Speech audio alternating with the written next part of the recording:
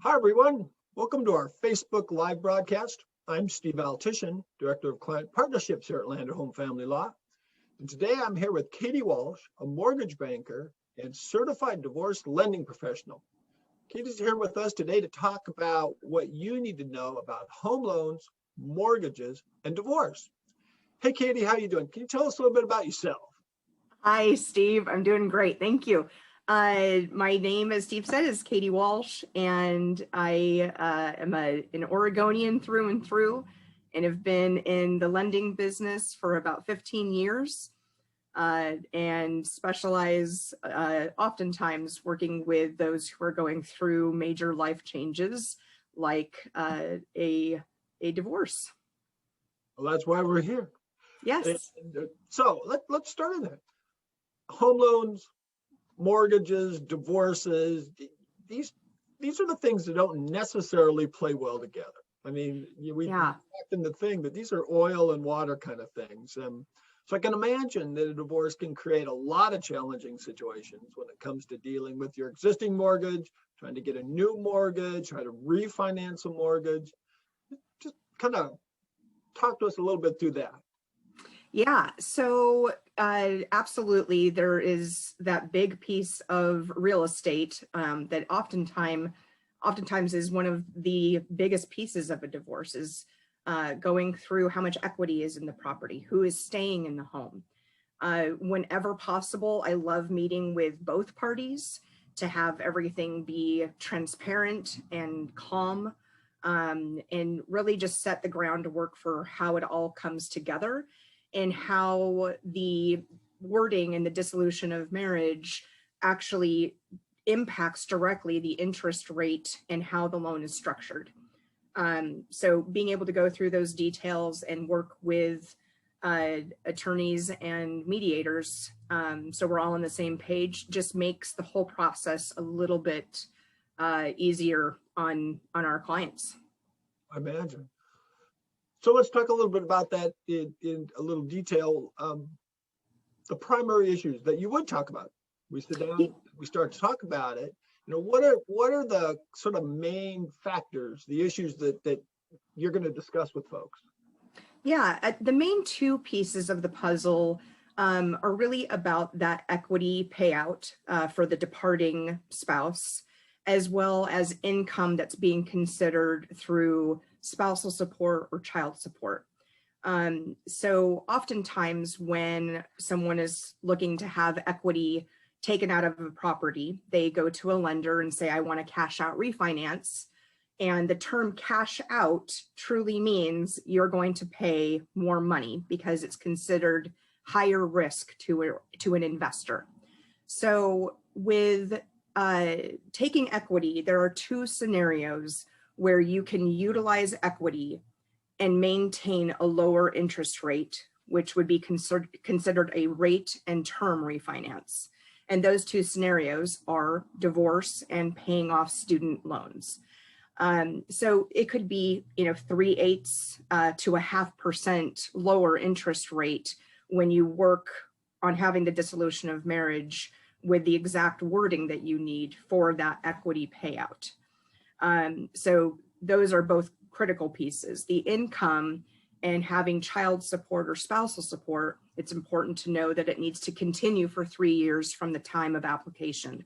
So if there are children, for example, 16, 14, and 12, then we're going to look at, for that 18-year-old, is that child support going to continue, the 16-year-old, will it continue when they're 18? Or will it ultimately be changing that dollar amount? But the rule of thumb is that for any income to be used, it needs to have a 3-year continuance. Oh, I think people get confused there. That's good, because I hear a lot of times people say, well, I have to have had spouse support already for 3 years before I can get a mortgage refinance or anything. So it depends on the structure of the loan, if it's a conventional loan or a government loan. But yes, there also needs to be receipt of those funds prior to starting on the refinance. 6 months is ideal. There are some scenarios where it can be 3 months of receipt. But at that point, there needs to be documentation actually filed with the court, even if it's prior to the dissolution, that reflects what that payment is going to be. Is that something that can be done prior to the divorce final judgment? Yeah, it can. So there can be just a simple filing that shows that here is what the amount is going to be awarded. Even if that amount changes, it can still count towards that clock starting on receiving those funds. So that's a couple times now you said the clock starting. It sounds like that it's kind of important because I guess when I think of a divorce, I think of, well, there's before the actual divorce, during the divorce, and then after the divorce, and they probably all three have different challenges or opportunities. Yeah, absolutely. So yeah, anytime an underwriter is reviewing that piece of income, to have receipt and to have the continuance are really important pieces of that puzzle. This is why we encourage people who maybe just at the beginning of the process that we start those conversations, even if it means that nothing's happening with the financing for several months. It's important to have those conversations early in the process. Got it. There's a term that I hear, and it took me a while to figure out what it was. And I know a lot of people get kind of confused because you talk about income and talk about things you owe, but there's this thing called a debt to income ratio. And yes. I have a feeling it's fairly important, and divorce can do fairly weird things with it. Absolutely. So in a case where you may have somebody who hasn't been working and suddenly they're in a position to need to take care of a family or take care of themselves and kind of starting over, that can be a pretty scary scenario. And I've been through that and was a single mom for 6 years. And it is a huge consideration. So sometimes people look at qualifying for a home, but then they kind of forget what's needed or don't have that information. And instead they will take a payout from the ex-spouse and have one chunk of money versus having monthly installments. And what that does is it allows for funds for down payment, but it's not giving that monthly income, which a person would need to be able to qualify. So that debt to income piece is huge, and it can be anywhere, from 43% being the highest amount. We have some loans where you can go even above 50% debt to income. Another reason why going through that data and going through numbers with a lender is critical prior to having the divorce finalized. And so this kind of stuff you want to talk about, like you said, even before potential negotiations start between the lawyers. Absolutely. And I think having the lawyers involved with that and understanding that piece and just realizing, this is another element in how we do this absolutely impacts both clients. It's an important piece. I've talked to clients and met with people a year before they even start the refinance. That refinance is critical for removing the departing spouse from title and from the mortgage. That's another key ingredient, is that you don't want or often don't want to have that financial obligation for someone that is not your spouse. That makes sense. So yeah, does the mere fact that you have filed and or it's not reached a judgment, is that a no man's land or? Great question. So when there's that first filing and a case number is given, that will be found by the lender. So we've had everything is found by the lender. Yeah, we've of course there are people that are like, hey, we don't want to wait, we just want the money, etc. If we don't have the court filed and stamped, signed by the judge, dissolution, we can't close on the loan. So for attempting to do that without the dissolution, it's either going to increase the interest rate or make the process longer. In short, always be honest with your lender on what you're trying to do. Does it matter, or does there a change occur with the lender if you've started the process, you're into the process, you may be well into the process, and then you file? Is that? No, in fact, oftentimes that is exactly what we want to do. So for example, I have a client right now where we have the loan completely done. So we have the appraisal done, all the title work is done, underwriting, everything. And we were just waiting for that court filed stamped copy of the dissolution. And now we can get the loan done and closed within the next 2 weeks. So you can be really proactive. We just always want to make sure that we're paying attention to if an appraisal is needed, how long that appraisal is good for, and be strategic with that information as well. And I'm assuming, maybe I shouldn't assume, that is the same issues whether you're getting a new mortgage, you're getting refinancing a mortgage, you're trying to get one person taken off of a mortgage. Absolutely. Yep. The issues of, we didn't talk about this, but credit rating. I know that it becomes an issue in divorce just in general. And, kind of especially when someone maybe gets, lets anger kind of take over. And okay, I'm going to hurt this other person by not paying this bill. I mean, yeah. Can this kind of stuff affect your mortgage? Oh, absolutely. And I've seen it happen where somebody didn't remove the spouse from the mortgage and just destroyed credit. So anytime you have two people on a mortgage, again, the only way to remove a person from a mortgage is unfortunately going through that refinance process. But it also is protecting everybody. And should there be hurt feelings and, emotional reactions, impacting your credit is huge. So we do a comprehensive credit analysis. So when people have money and they start thinking about paying off debts, even in that case, as invasive as it seems, I still tell people, hold off on paying off anything, because you could actually hurt your credit if you go and pay off absolutely everything, car loans, etc. So we try to be strategic with what's paid down. If we need to help increase the credit score to have better pricing, we want the time and the details on how to do that. So there's a sweet spot there. Absolutely. Yep. Really with credit, the rule of thumb is to always try to be above 740.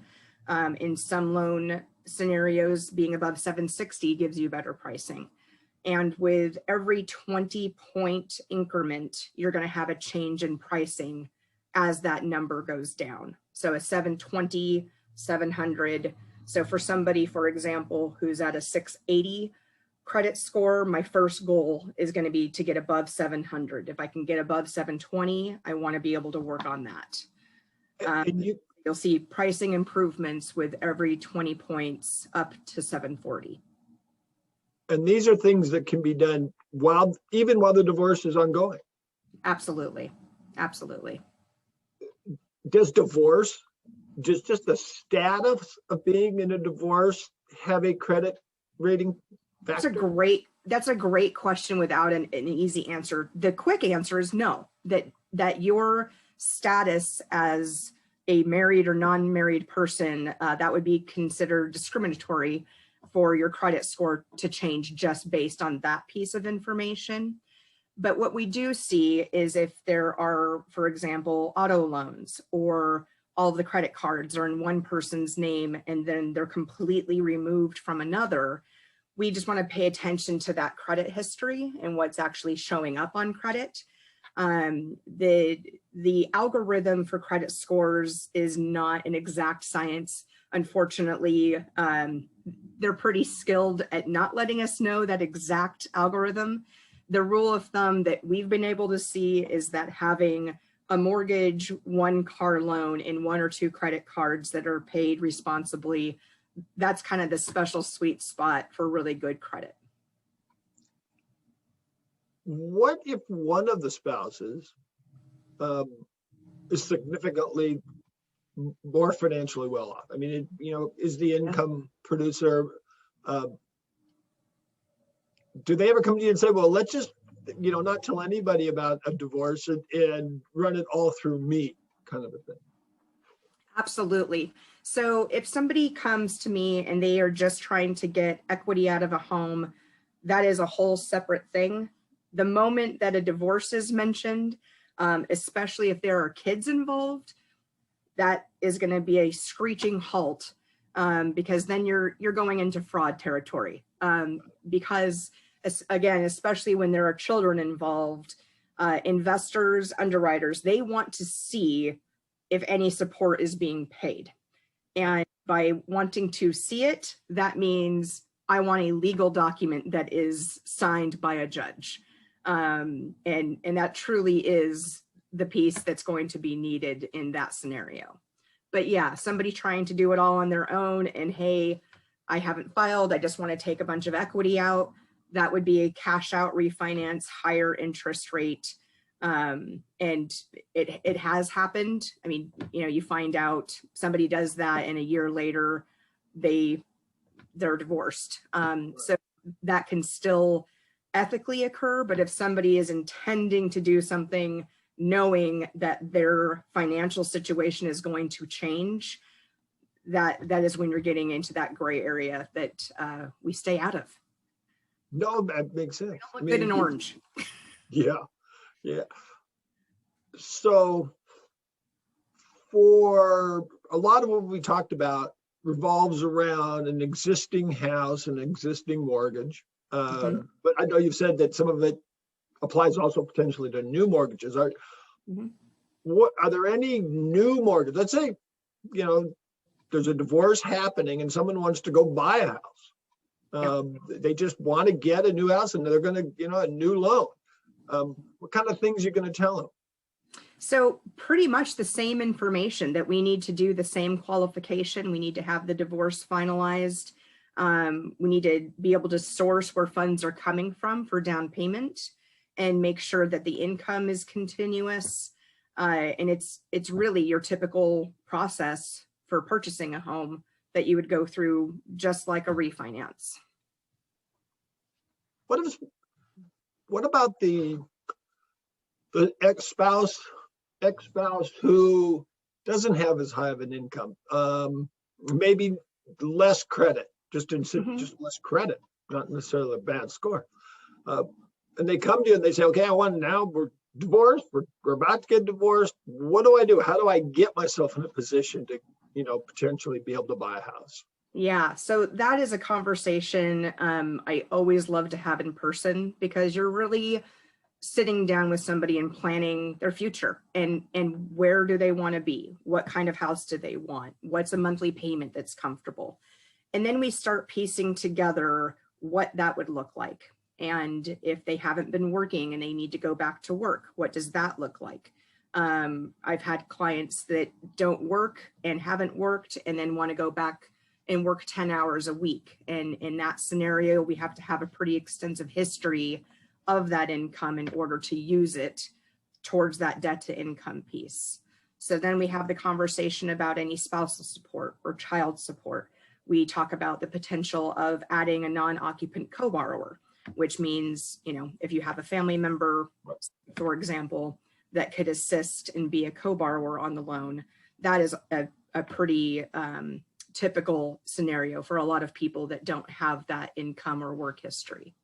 But it really, again, it's looking at all of those pieces, talking about every potential outcome and how to get there, and just being available to talk that through, because it's, as a lot of us know, it's a stressful situation at times, and I think having a pit crew of people is critical. The and I know this comes on the, not just the lawyer side, but the therapist side sometimes, Yes.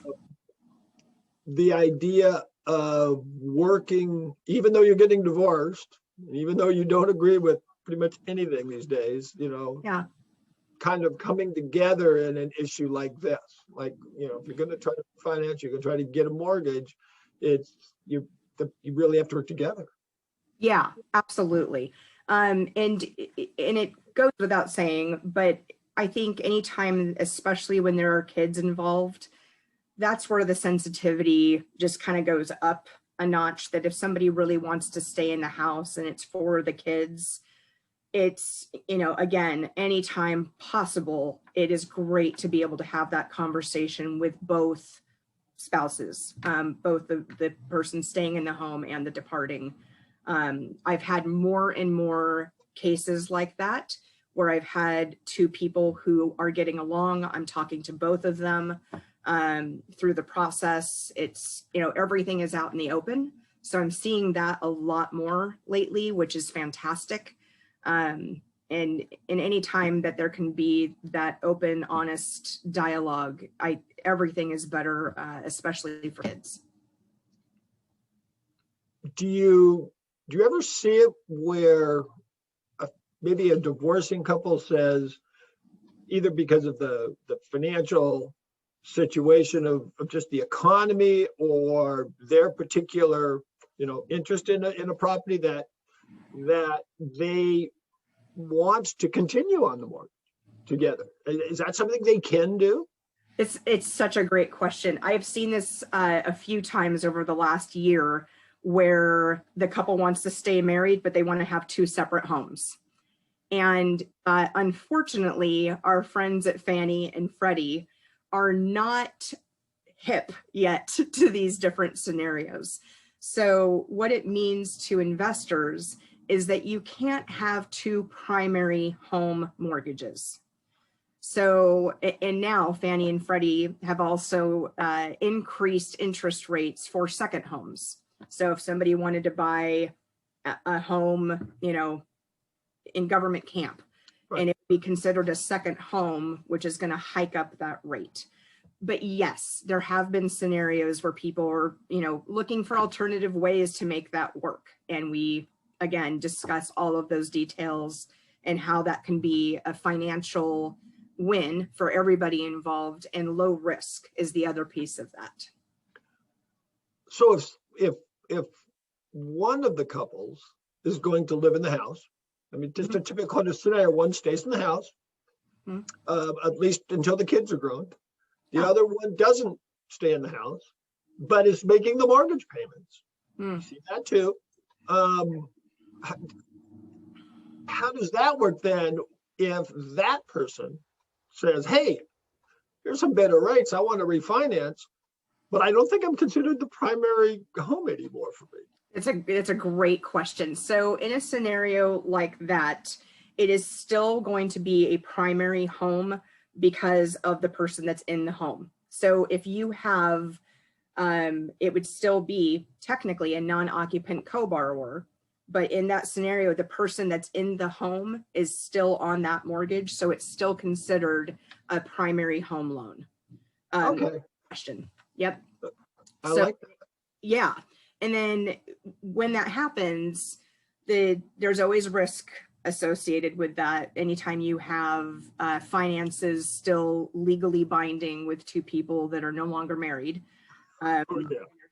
there's a lot of trust that is going into that. And at times that can go the wrong direction. So in scenarios like that, I always suggest to couples having a plan to not have that be the case at some point in the future. And just making sure they're working with the attorney or the mediator on checking in, every so often, is this working? Is everybody holding their end of the deal and making sure those payments are being made? Just came to my head another question here on the assets, is like you're talking. So let's say I come into you and we're near the end. We have, a potential split of assets. We have a potential split of debts. And I come and and I say, well, here are the assets I'm getting. Here are the assets they're getting. Here are our debts. Here are the debts. Do you look at those and, is there a better asset just in terms, not of value, but of what it is, or a better debt? And you say, well, hold it, don't take that one. Take that one. Yeah, no, that's an outstanding question. So assets, all great.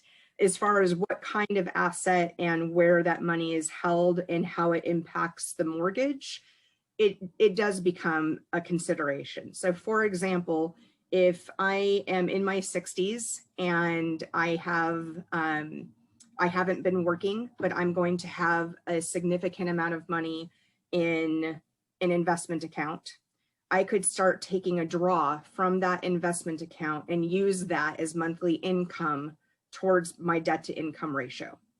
So in a scenario like that, that's critical, because you would be able to adjust that number for what you need to qualify for a home, given that there is enough funds for a 3-year continuance. So somebody that is not of retirement age, that's not an option. So again, you're looking at those assets coming in, and we're looking at the whole piece, with credit, with the income, and with the assets. So somebody wanting to pay off a bunch of debt, and we're working on improving a credit score, that is, again, where I say, please don't do anything, because paying off a car loan, for example, could end up hurting credit, whereas lowering balances on credit cards will help increase credit. Wow. This is a tightrope. Isn't it fun? Yeah. Yeah. I love my job. It is fun to provide information. I would love the complaint to be that, Katie gave us too much data. That would, I that's my kind of person. So is cash not necessarily king? Isn't it always better that, well, I'm just going to take the cash because cash is cash? So I always have to, anytime someone uses the C word in lending, we all have to give our disclaimer that cash can never be the green stuff. If somebody has $100,000 sitting in a safe at home, I cannot use that. It would need to be put into an account and be sitting there for a few months to be able to use those funds. So we lenders always have to use that disclaimer. Having a large payout for some people, that could be a great thing. That could help somebody put a significant down payment on a home, or invest, or plan for their retirement and future, whatever they need. For other people who need that monthly income to qualify to buy a house, that's not the right answer. That we want to see more support payments spread out at least 3 years, so that they can qualify and have their money each month not going to rent and going towards equity. There's just kind of maybe think of something else, which these things do. There's a ton of different kinds of loans, and they all have different letters, and they all have different, very, very, quaint names like Fannie Mae and Freddie Mac. And and the big one that always seems to twist everybody around is the jumbo loan. Does that differ, or are they all treated the same in divorce, or the type of loan, does that sometimes become an issue in your divorce? It absolutely can. So jumbo loans have kind of been through the ringer since COVID came in. We had a period of time where they were just not available, or if they were available, they were so expensive they did not make financial sense. So we're starting to come back. We have jumbo loans available again. But what ends up happening with those is, if you have a loan amount that is over that 548, 250 amount, then the requirements for reserves changes. So You could have a loan for $600,000, and depending on the investor, we could need to have 6 months of payments, principal, interest, taxes, and insurance. We could have to have that set aside in, it can be an investment account, but it has to be an accessible account. And basically what the lender's wanting to see is that in the event that a person had financial hardship, they would have funds available to cover their payment. Loans over $1 million, that can go up to 12 months of reserves that are required. So the short answer is yes, absolutely. A jumbo loan is going to have more requirements for those reserves. We've been talking a lot about, people who want to get loans, who want to, refinance loans. Divorces also have a significant percentage of people who want to get off of the loan, who want to get rid of their mortgage. Right. So is that, are we looking at the same sort of in reverse things, or how, what if someone comes in and says, I want to get off this loan? What do I do? Yeah. So if the departing spouse, so you're going to have one of two scenarios, either somebody staying in the home or they're selling and splitting and going their own individual way. So for that person that wants to come off of the loan, off of title, that's the refinance process if someone's staying in the home. And that is, and to each their own. I've seen couples where they are best friends and raising kids and want to do it their own way, and I support that. The majority of the time, it makes the most sense to keep things calm and happy, to have no debts connected between the two divorce clients. That having somebody be completely removed from any loans of any kind, any liens, any, car title, anything, Right. that separating all of that tends to make life a little easier, making divorce life a little easier. And a divorce, and I know this sounds like a dumb question, but actually I've been asked this. Getting divorced isn't a default key or somehow a violation of your mortgage, is it? So say that again. So you're a divorce. Let's say we're both on, we're together, we're married, we get divorced, and that doesn't trigger some magic button where they can raise the rates or anything like that. No, absolutely not. That would be a massively fraudulent activity for any investor to do that. Oh my gosh. Yeah, those folks are protected under the Equal Credit Opportunity Act.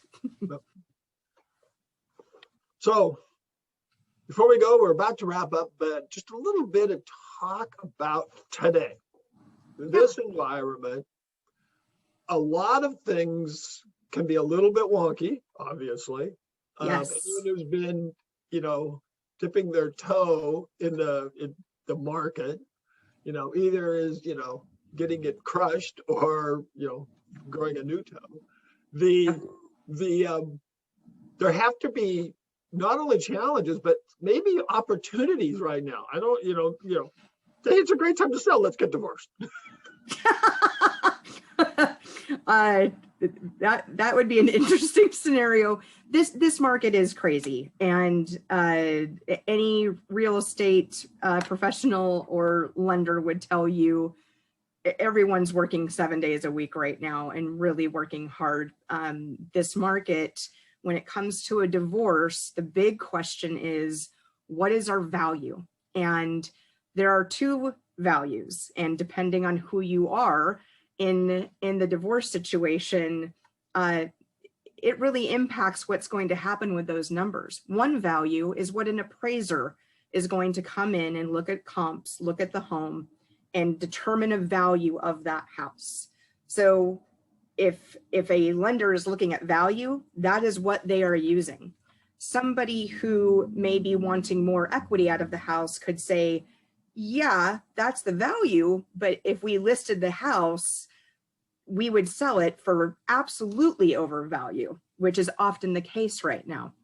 So then taking that information into consideration, it's an important conversation. But with that, then you need to talk about the costs associated with fixing up the property to be ready to sell. You're paying the commissions to those realtors that are working hard for you. You're, paying some of the closing costs.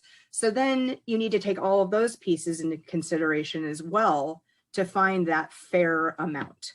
And this is where realtors can get involved as well. There are people who absolutely specialize in these scenarios. So having that open dialogue, again, including the lawyer or mediator, is another important piece. Thank you very much. This has just been My pleasure. This tremendous learning experience. Before I let you go for the final time, any final tip, any final, words of wisdom down from the mountain? Truthfully, I'm a gut person. I think that people should never be afraid to have conversations with lenders. You're not being charged for time. You're not going to receive a bill for sitting down and having a chat. That's just not how our compensation works. So it's an element that is part of that divorce, and it's important to know your options and to start those conversations early. That's really my biggest piece of advice is having those open discussions. Yep, and from everything you've said, it really is the earlier the better almost in this case. Yeah, absolutely. Wow. Well, again, thank you, Katie. Thank you for being here today, taking your time to share your expertise. It's just really appreciated. And for anyone else here, thank you for joining us today. If you have any questions, as always, you can post them or you can shoot me an email, steve@landerhomelaw.com. And we can try to get you connected with Katie, and she will be able to help you. So until next time, everyone stay safe, stay healthy, have a great day. Cheers. Thanks.